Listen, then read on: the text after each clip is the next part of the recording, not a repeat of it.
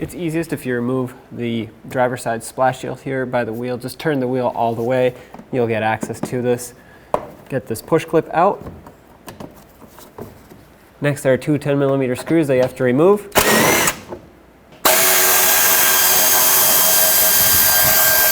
Take the shield out.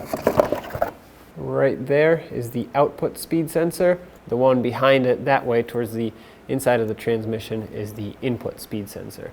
So this is the one we're after. I'm going to rinse down the area with some brake parts cleaner. That way we're working on a nice clean surface. On this side of the connector, there's going to be a little tab that you have to pry out and then pull the connector back. Here's a tab right here. Looks like the brake parts cleaner hasn't dried yet. Use a 25mm wrench or socket, whatever you have. Put it on here and break this free. It should not be tight, it's just plastic. So once you break it free, you should be able to get it by hand. Looks like it's still a little bit stuck here. There we go. And now just unthread it all the way. And the reason I cleaned it is not just so we can see what we're doing, but also so that junk doesn't fall into the open hole in the transmission once this is out. Here's your speed sensor.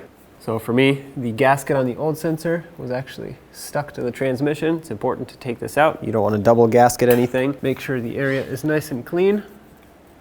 Take the new sensor, slide it in, thread it on.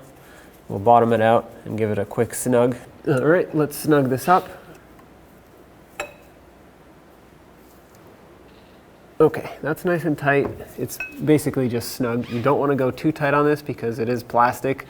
The threads are plastic and you don't want to break them. Press the connector on until it clicks, and there you go. Let's put the shield back on. Take your splash shield, slide it on here. I'm gonna put on the push clip while I'm at it. And let's just go ahead and snug these down.